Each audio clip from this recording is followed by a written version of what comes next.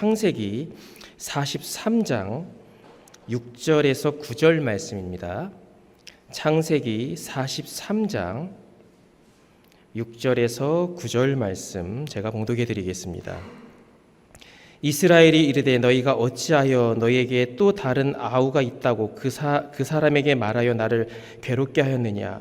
그들이 이르되 그 사람이 우리와 우리의 친족에 대하여 자세히 질문하여 이르기를 너희 아버지가 아직 살아계시느냐 너희에게 아우가 있느냐 하기로 그 묻는 말에 따라 그에게 대답한 것이니 그가 너희 아우를 데리고 내려오라 할 줄을 우리가 어찌 알았으리이까.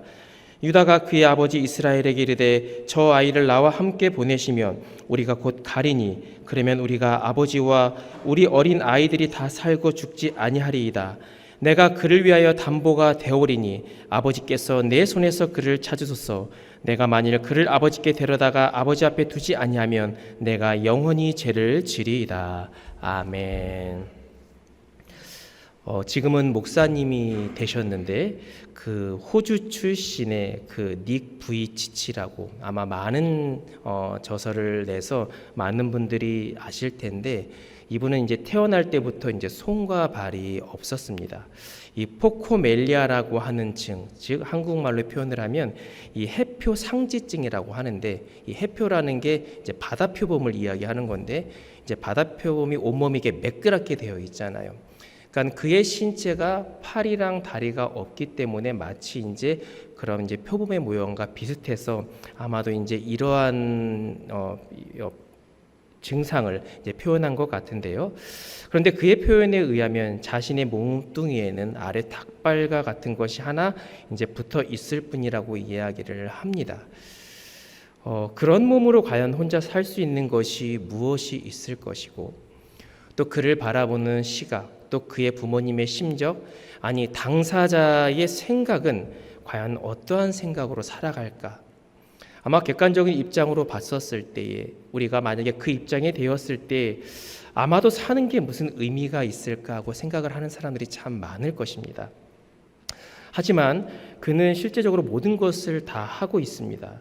기본적인 휴대폰 사용, 컴퓨터며 수영, 스케이트보드 혹은 악기 연주까지 심지어 골프까지 그렇게 즐기는 삶을 살고 있다라는 거죠. 자신이 그런 장애를 안고 있다라는 사실에 처음부터 누가 웃을 수 있으며 좌절하지 않을 수 있겠습니까? 자신이 그런 장애를 안고 있다라는 그 사실 때문에 또 그 현실 때문에 사실은 그도 이전에는 몇 번이나 스스로 죽을 결심한 적도 많았다라고 이야기를 합니다. 그런데 그게 오늘날 어떻게 행복 전도사로서 희망 전도자로서 이렇게 살아갈 수 있었을까요? 그 몸을 어떻게 전 세계의 수십 개국을 방문하여서 수백만 명에게 희망의 강연을 하고 또 여러 나라의 대통령을 만나면서 국회에서 연설까지 하는 유명인사가 되었을까요? 도대체 그의 그런 인생의 전환점이 된 계기가 무엇이었을까? 그것은 제가 다시 말씀의 말미에 다시 언급을 하도록 하겠습니다. 어떠한 인생이든 그 인생의 승부처, 인생의 어떤 전환점을 갖고 있는데 그 전환점은 바로 보통 위기의 순간에 나타납니다. 다 끝이라고 여겼을 때에 절망적이라고 여겼을 때에 그때가 우리 인생의 전환점이 될 수 있는데 많은 사람들은 그 부분을 놓치고 살아가면서 지금까지 받아들여온 인생을 무의미하게 살아가는 경우가 참 많이 있다라는 거죠. 지금 내가 살아가면서 즐기는 순간도 참으로 많이 있지만 암울하고 우울한 적이 얼마나 많이 있습니까? 근데 많은 사람들은 그 현실을 그것이 나의 인생의 연장선이라고 받아들이면서 어떤 개선의 의지보다는 절망 가운데 살아가는 사람이 너무나도 많이 있다라는 겁니다. 분명한 것은 하나님은 결코 우리를 넘어지게 두지 않는다라는 겁니다. 즉 이 말은 무엇이냐?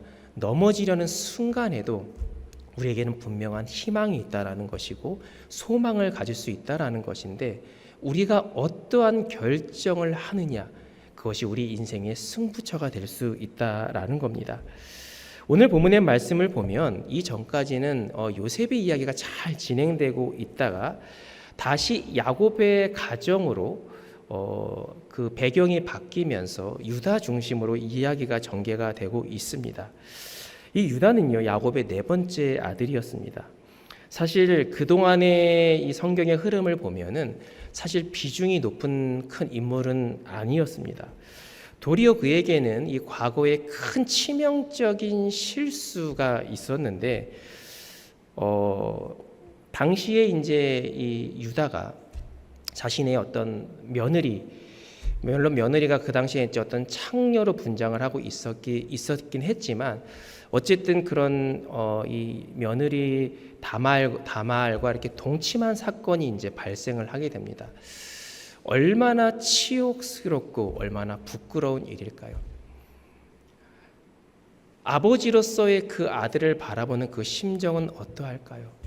정말 구제불능일 거고 철저한 실패자였고 어떠한 희망도 가질 수 없는 아마 그런 인물로 매도되었을 것입니다.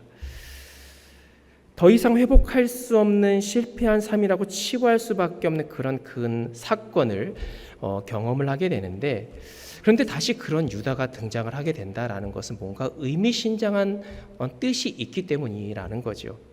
오늘 본문의 상황을 보면 과거 요셉이 이 바로 왕의 꿈을 해석을 하게 되면서 애굽의 제2인자 국무총리가 됩니다. 그런데 그 꿈의 내용이 무엇입니까? 7년 동안에는 큰 풍년이 일었다가 그 다음에 7년 후에는 큰 흉년, 기근을 경험하게 될 것이다. 이것은 비단 애굽에서만 일어나는 일이 아니라 애굽을 포함해 주변에 있는 많은 나라들이 똑같이 경험을 하게 될 것인데, 애굽은 이제 이 요셉의 꿈의 내용을 듣고 그거에 대한 대비를 하게 되죠. 풍년 동안의 양식을 많이 비축해서 7년의 흉년 동안 대비를 하게끔 해서 이 흉년이 찾아왔지만 큰 문제 어려움이 없었습니다. 하지만 이러한 상황을 알지 못하는 주변의 많은 나라들은 어떻습니까? 풍년 기간 동안에는 많은 것을 즐기고 먹고 누렸지만 흉년을 대비하지 못했죠. 흉년이 찾아올 줄 누가 알았겠습니까? 그러다 보니까 이제 흉년이 어느 정도 진행되는 상황에서 양식이 없었고, 그러다 보니 아직까지 비축된 양식이 많더라, 이 애굽에 대한 소문을 듣고 여기저기서 이제 식량을 이제 구하러 오게 됩니다.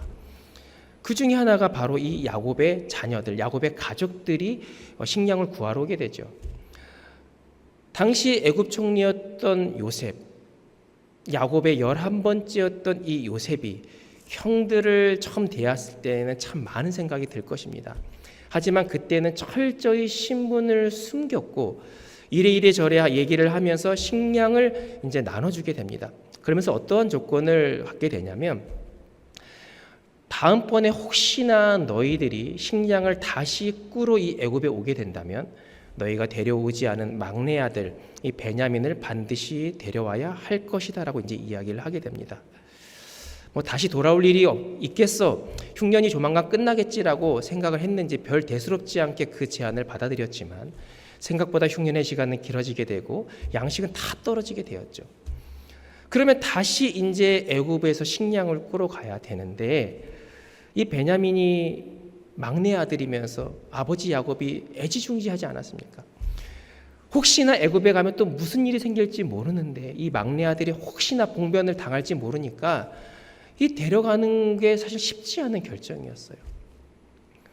오히려 이 상황에 직면하자 야곱이 다른 형제들 자녀들에게 원망의 이야기를 합니다. 왜 하필 베냐민 이야기를 꺼내가지고 지금 이렇게 우리가 이러지도 저러지도 못한 이 어려운 상황을 만드냐. 근데 사실은 이들이 베냐민 이야기를 꺼낸 것이 아니라 요셉이 너에게 또 다른 막내 아들이 있지 않냐, 이런 식으로 가정사정을 다 아니까는요. 이미 그 애굽의 국무총리가 다 알고 있었습니다라고 이제 항변을 하게 됩니다. 당장 식량을 구하지 않으면 지금 이 야곱의 가족들은 굶어 죽게 생겼습니다. 그래도 야곱이 망설이고 있자 여기서 이제 유다가 나섭니다. 아버지 걱정하지 마세요. 제가 정말 베냐민을 안전하게 제가 보호하겠습니다. 혹시나 생명이 위협의 순간이 닥친다고 한다면 내 목숨을 바쳐서라도 이 베냐민을 지키고 보호하겠습니다. 이렇게 이야기를 하면서 가족을 살리기 위해서 아버지를 위해서 희생을 이제 자처하게 되죠. 그렇게 허락을 받고 나서 베냐민을 데리고 이제 애굽으로 가서 다시 식량을 이제 얻으러 가는데 우려했던 문제가 생기게 됩니다. 물론 이것은 요셉이 계획한 일이지만 나중에 식량을 받고 되돌아가는 길에 여기에서 이제 은잔이 발견되게 된 거죠. 그것도 베냐민 보따리 안에서 은잔이 발견되었다. 제2인자의 물건을 몰래 훔쳤다라고 하는 것은 이제는 산다라고 장담할 수 없는 이제 그런 상황이었죠. 분명히 억울했지만 증명할 수 있는 방법이 없기에 베냐민은 당연히 감옥에 갇힐 수밖에 없는 상황이었습니다. 그런데 여기에서 이제 유다가 이제 나서게 되죠. 내가 대신 잡혀 있겠다고. 베냐민을 비롯해서 나머지 가족들을 보내달라고 이제 간청을 하게 됩니다. 지금 자칫 잘못하면 죽을 수밖에 없는 그런 상황임에도 불구하고 자신을 죽는 것을 두려워하지 아니하고 가족을 위해서, 아버지를 위해서, 이 막내 아들, 막내 동생을 위해서 그렇게 희생 결단을 하게 됩니다. 그런 유다의 희생적인 태도가 전화위복의 상황으로 결국은 이제 바뀌게 됩니다. 보통 우리가 이 이스라엘의 역사, 창세기에서 거슬러 오는 이스라엘 역사에서 이 족장이라고 이야기를 하면 아브라함, 그 다음에 이삭, 그리고 야곱, 그리고 요셉으로 이어지게 되는데, 하지만 이 가문의 계보는 약간 달라지게 됩니다.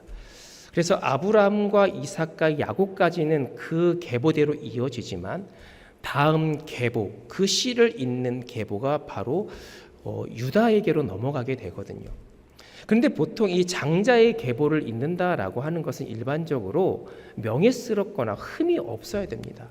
가장 1순위는 뭐냐면 장자로 태어나는 것인데, 장자가 흠이 있게 되면은 그 다음으로 이제 넘어가게 됩니다.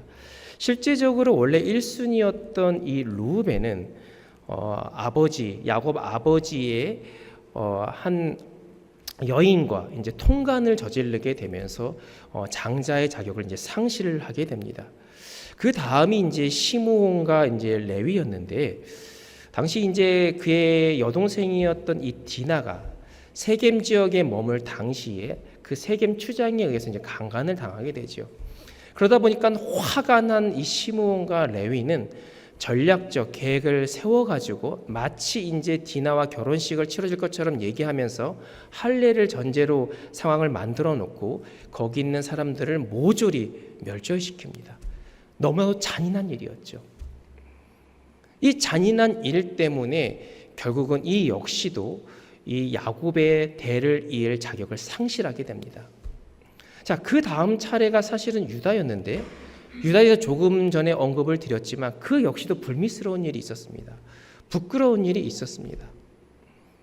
당연히 그 역시도 장자의 어떤 권리를 이을 수밖에 없는 그런 상황이었는데, 놀랍게도 그는 나중에 유다 지파, 다윗의 조상, 예수님의 조상이 되는 하나의 근간을 이뤘다라는 거죠. 하나님은요, 원대한 계획 속에서 모든 일을 다 이끌어 가십니다. 그런데 하나님이 계획하시고자 하는 그 일이 도저히 고칠 수 없는 그런 고정된 것은 사실은 아닙니다. 왜냐하면 성경에는 종종 하나님께서 그 뜻을 돌이키시다라는 표현을 종종 하거든요. 이 말은 뭐냐면 하나님이 뜻을 정하셨지만 그 마음을 바꾸셨다라는 겁니다. 즉 이것이 의미하는 것이 무엇이냐면 결국 우리의 어떤 간절함을 통하여서, 우리의 또 바뀐 삶의 모습을 통하여서 그 정하신 뜻을 하나님께서는 종종 바꾸신다라는 겁니다. 대표적으로 히스기야 왕이 그랬습니다. 남유다의 대표적인 선한 왕으로 이끌었던 이 히스기야였지만 하나님께서 정하신 뜻이 있어서 히스기야의 생명을 이제 거두시기로 결정을 합니다. 하지만 그는 늘 밤새도록 눈물로써 벽을 바라보면서 하나님께 기도함을 통하여서 하나님께서 그 간절함을 들으시고 그의 생명을 15년을 연장시켜 주셨어요. 하나님의 정하신 뜻이 바뀌는 상황이었습니다. 물론 약간 반대의 경우도 있습니다.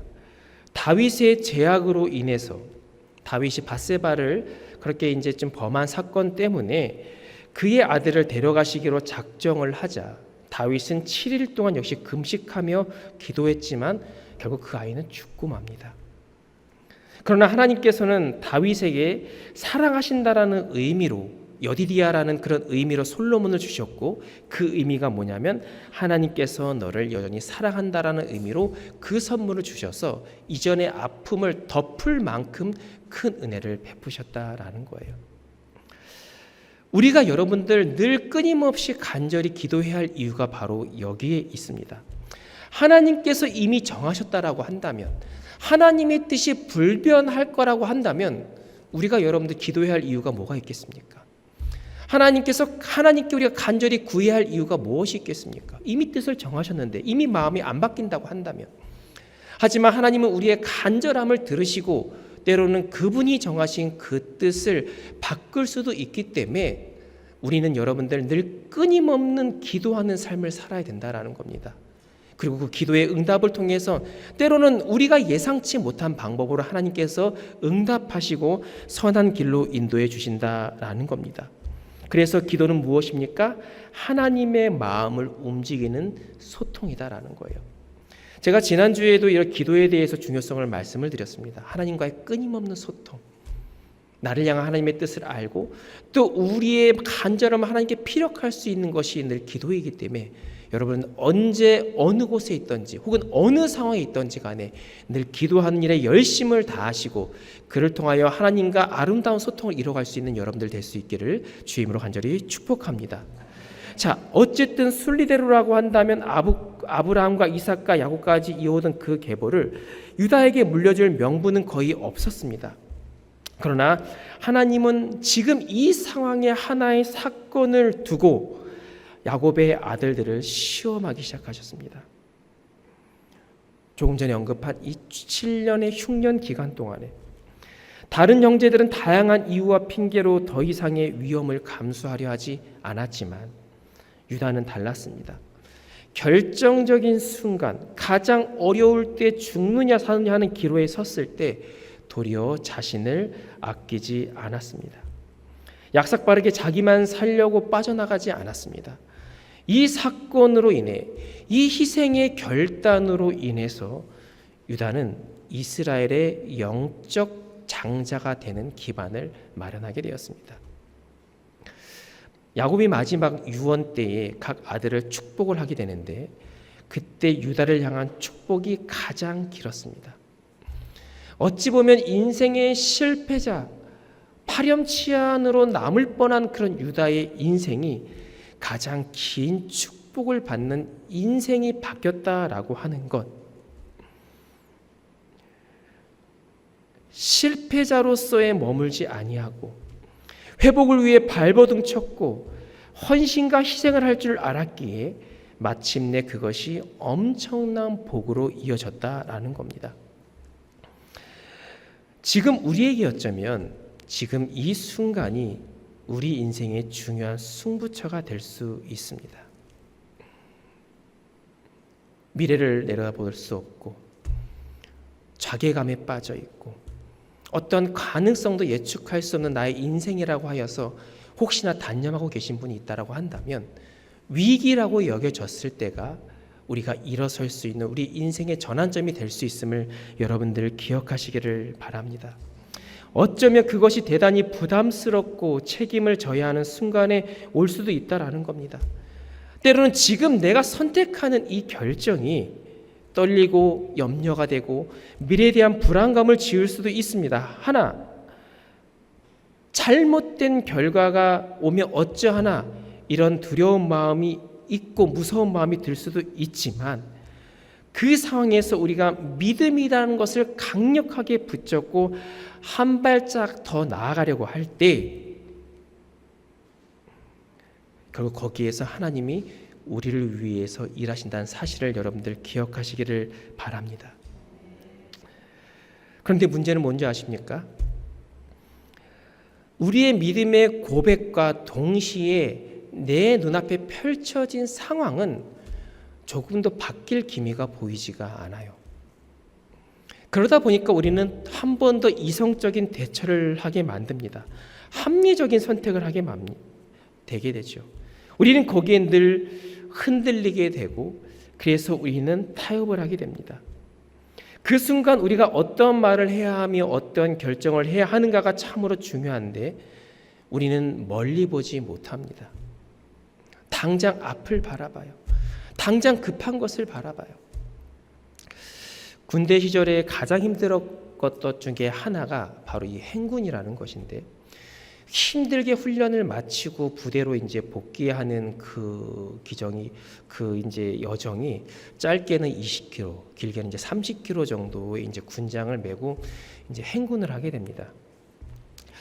몸도 힘든데 보통 이제 뭐 우리가 여행 가듯이 뭐 배낭에 먹을 것을 잔뜩 따들고 가는 것이 아니라 말 그대로 그냥 물통 하나 총 들고 중간중간에 있는 휴식 시간 혹은 밥 먹는 시간을 빼고는 내내 걸어야 돼요. 근데 이제 걷는 시간이 길어지다 보고 날씨도 덥다 보면 자연스럽게 이제 뭐 여기 옆에 차는 이 수통의 크기가 뭐 얼만큼 되겠습니까? 근데 그것이 이제 갈증이 난다고 벌컥벌컥 다 마시게 되면 이제 물이 떨어지게 되죠.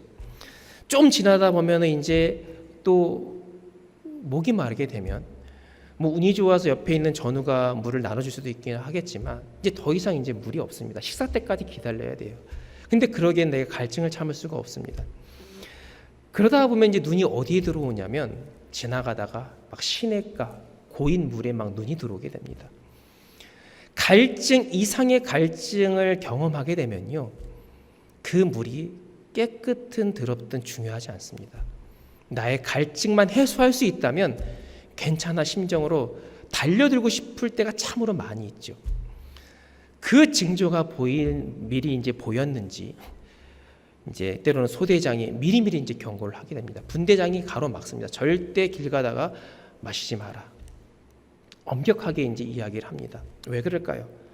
당장의 갈증은 해소할 수 있지만 당장의 눈앞의 문제를 해결하기 위해서 내가 스스로 나름대로 해결책을 내놓지만 그것이 이제 나중에는 이제 복통으로 이어지게 되고 더 큰 질병으로 이어질 수 있기 때문에 당장의 아픔과 고통 때문에 그 무모한 짓을 하지 말라라는 겁니다. 우리 인생이 참 그런 것 같습니다. 멀리 내다보기보다는 당장을 위해서 우리는 스스로 타협하면서 합리적인 선택할 때가 참 많이 있어요. 그래서 참아야 할 때 참지 못하고 결정해야 될 때 결정하지 못할 때가 많습니다. 왜 그럴까요? 너무 힘드니까, 너무 괴로우니까 잠시 사리분별을 하지 못합니다. 눈이 어두워집니다. 우리의 생각이 깜깜해서 때로는 결정해야 되지 말아야 할 결정을 할 때가 종종 있습니다. 우리 신앙생활도 마찬가지입니다. 우리가 믿습니다 수없이 고백하지만 우리가 믿는 주님이 여러분들 눈에 보여서 믿을까요? 그분이 하실 일을 우리가 목격이라도 했습니까? 왜 우리가 다른 우선순위를 제쳐두고 보이지도 않는 예수님의 일에 헌신을 해야 합니까? 스스로 이런 퀘스천 마크가 될 때가 참 많이 있죠. 우리가 그럴 수 있는 이유는 그냥 눈이 아니라 믿음의 눈으로 보기 때문에 그렇습니다. 주신 말씀을 우리가 신뢰하기 때문에 그러한 결정과 결단을 할 수 있다라는 거예요. 이 자리에 있는 우리가 갖고 있는 눈은 다 똑같습니다. 물론 어떤 사람의 눈은 좀 크고 작고 뭐 이런 정도의 차이는 있겠지만 바라보는 거는 다 똑같습니다. 같은 것을 보고 있지만 해석의 차이가 발생이 됩니다. 누구는 그럼에도 불구하고 감사하다, 기쁘다라고 이야기를 하고 괜찮아, 잘 될 거야 라는 소망을 바라보고 있지만 어떠한 사람은 늘 불만과 불평 속에 자기 인생을 비관하며 살아가는 사람들이 참 많이 있습니다. 또 어떤 사람은 누구의 실수를 보면서 안타깝다, 사랑해야 하지만 누구는 오히려 그 사람의 죄를 정죄하기에 바쁩니다. 또 누구는 헌신과 희생이 필요한 자리에 자청을 하지만 어떠한 사람은 은근슬쩍 뺍니다. 내 코가 석자인데. 왜 같은 것을 보고 있는데 서로 이런 차이가 생기는 걸까요? 살고 있는 환경의 차이일까요? 아닙니다.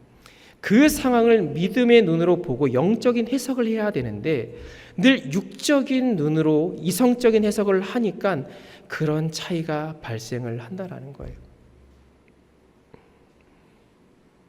출애굽 당시 12명의 정탐꾼을 보냈잖아요. 근데 여호수아와 갈렙만이 다른 해석을 했습니다. 똑같은 것을 봤는데 왜 그럴까요? 당시에 가나안 땅을 점령하고 있던 이 아낙 자손은 말 그대로 거인족이었어요. 싸움에 능통한 자였습니다. 그래서 이성적인 시각을 바라보면 당연히 우리가 그들과 싸울 수 없기 때문에 10명의 정탐꾼은 우리 그들과 절대 싸울 수 없다. 우리 망했다. 그들에 비하면 우리는 메뚜기와 같다라고 하는 게 논리적으로 보면 맞는 해석이었어요. 그런데 갈렙과 여호수아는 그들은 우리의 밥이다. 승리는 우리에게 있다. 왜 이렇게 선포할 수 있었을까요? 단순히 그들의 마음을 안정시키기 위해서? 아니요. 하나님에 대한 믿음이 전제되어 있기 때문에 그런 해석이 가능했다라는 겁니다. 왜 똑같은 절망적인 상황에서 어떠한 사람은 희망을 바라보고 어떠한 사람은 자신의 삶을 비관적으로 바라볼까요? 하나님에 대한 믿음에 대한 부재가 있기 때문이다라는 겁니다. 하나님은 우리를 완전히 쓰러지게 원하지 않으셔요. 쓰러짐의 상황 가운데 우리의 인생의 전환점으로 삼기를 우리를 바라십니다. 어떻게 삼을 수 있을까요? 하나님의 믿음의 끈을 그럴수록 더욱더 붙잡을 때에 이 상황 가운데서 이를 펼치신 놀라우신 들을 기대함으로 믿음으로 나아간다고 한다면 우리의 이성의 눈이 가라지고 영적인 눈이 열려서 마침내 장차 우리를 위해서 크게 펼치실 놀라우신 하나님의 일을 바라볼 수 있기 때문이다라는 겁니다. 이 자리에 모인 우리 모두가 그런 영적인 눈이 띄어지기를 간절히 소망합니다.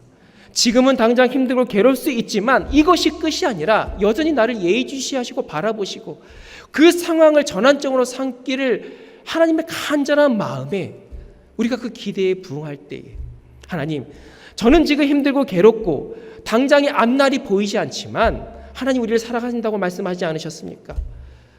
우리를 지금 눈동자같이 지킨다고 보호하지 않으셨습니까? 저 그 하나님 믿음으로 나아갑니다. 하나님 내 길을 열어주시옵소서. 이렇게 가감히 선포하며 나아갈 수 있는 우리 모두가 될 수 있기를 간절히 소망합니다. 결국 우리 인생의 변환점, 승부처는 무엇일까요? 내가 결정해서 승부를 짓는 것이 아니라 성령의 인도하신 가운데 우리가 순종하면서 성령께서 나에게 영적인 시각을 주시고 해석을 주시는데 우리가 그 과정 속에서 우리의 인생은 변화되고 승리할 수 있다라는 겁니다. 그 결정이 결국은 어떠한 결과를 낳습니까? 결국 누가 복을 받을까요? 실패자였던 유다가 결국 큰 복의 대열에 서게 되었습니다. 제가 앞서 서두에 닉 부이치치 이야기를 얘기하면서 자살을 몇 번이나 시도했을 만큼 스스로 인생을 비관적으로 바라봤던 그가 어떻게 자신을 행복하다라고 이야기를 하며 많은 사람들에게 좌절할 필요 없습니다. 우리는 지금 행복합니다. 팔다리 없는 사람이 어떻게 그렇게 과감하게 선포하며 얘기할 수 있는 행복 전도사가 되었을까? 그의 인생엔 어떠한 전환점이 있었을까? 여기에 의문점을 달았습니다. 우리가 그 답을 우리가 영상을 잠깐 보면서 우리가 느낄 수 있기를 바랍니다. 영상 잠깐 보여주세요.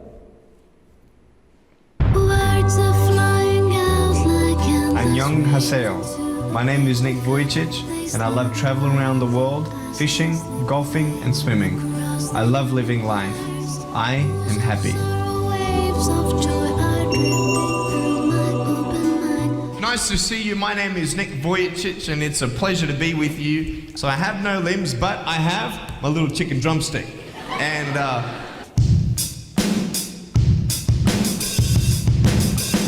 so it's like, you like that? That would be really cool if I could get this and get some techno going, like, here we go. 1, 2, 3, 4. Yeah. There you go. You like that? Is that cool? Beautiful. But honestly, along the way, you might fall down like this. Ready? Right? Hello.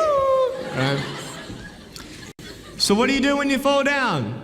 Get back up. Everybody knows to get back up because if I start walking, I'm not going to get anywhere. But I tell you, there are some times in life where you fall down and you feel like you don't have the strength to get back up. Do you think you have hope? Because I tell you, I'm down here, face down, and I have no arms, no legs. It should be impossible for me to get back up, but it's not. You see, I will try 100 times to get up, and if I fail 100 times, if I fail and I give up, do you think that I'm ever going to get up? No. But if I fail, I try again and again and again. But I just want you to know that it's not the end. It matters how you're going to finish. Are you going to finish strong? And you will find that strength to get back up like this.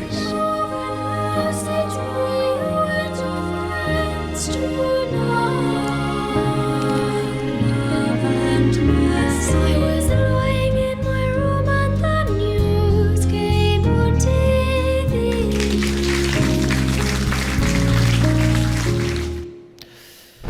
네, 그 마지막 부분을 자세히 보시면 이 닉 부이치치가 이 목사님이 일어날 때에 그 머리를 기대고 있었던 것이 바로 이제 성경책을 이제 의지하면서 이제 일어나는 장면이 나옵니다.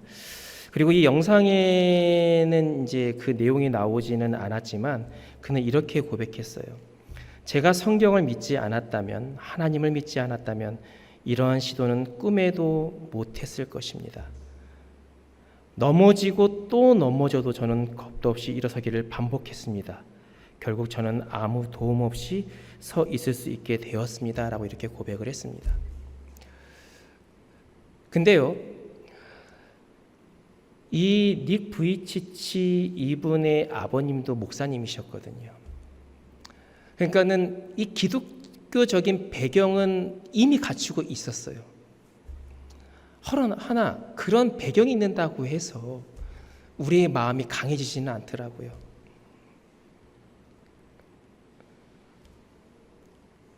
하나님을 알고 있었지만 너무 현실이 힘드니까 죽으려고 몇 번이나 도전을 했어요. 그런데 그가 인생에 어떻게 전환점이 바뀌었습니까? 여기서 성경을 믿지 않았다면, 그러니까 오늘날 우리가 수없이 말씀을 듣고 접하고 있지만 여러분들 그 말씀을 인생의 여러분들 지침서로 얼마나 여기고 있습니까? 결국 우리 인생의 전환점은요, 예배를 얼마나 열심히 드리느냐 거기서 끝나는 것이 아니라 예배를 통해 받은 은혜와 감격 속에 내가 얼마나 살아가고 있는가, 성경을 내가 얼마나 신뢰하고 하나님을 신뢰하고 있는가가 그것이 우리의 인생의 승부처 전환점이 될 수 있음을 여러분들 기억하시기를 바랍니다. 제가 말씀을 정리하겠습니다. 지금 어쩌면 우리 앞에는 지금 현실이 우리의 중요한 인생의 승부처가 될 수 있습니다. 지금 이 상황에서 우리가 어떠한 선택을 하느냐에 따라서 우리의 앞날은 바뀝니다. 죽고 싶은 마음이 넘쳐날 때 그가 하나님을 선택한 것처럼, 말씀을 선택하고 말씀을 믿은 것처럼 우리가 여러분들 가장 중요한 결정은 무엇입니까? 이 일을 어떻게 극복해 나갈까 전전긍긍하면서 그 과정 속에서 좌절을 맛보는 것이 아니라 우리를 창조하시고 우리를 누구보다 더 잘 아시고 나의 상황을 누구보다 공감하시는 그러나 하나님께 믿음으로 나아가는 선택이 가장 우리에게 중요한 시점임을 여러분들 믿으시기를 바랍니다. 지금 이 순간이 여러분들에게 무엇을 선택하는지 중요한 시점입니다. 이의 득실을 따지면서 세상 편에 서 있겠습니까?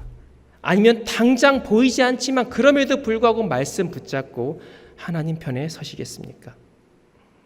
두렵지만 그래도 믿음으로 하나님께 나아가시기를 바랍니다. 어떤 미래도 희망도 보이지 않는 것 같은 상황이라 할지라도 하나님 바라보며 소망을 붙드시기를 바랍니다.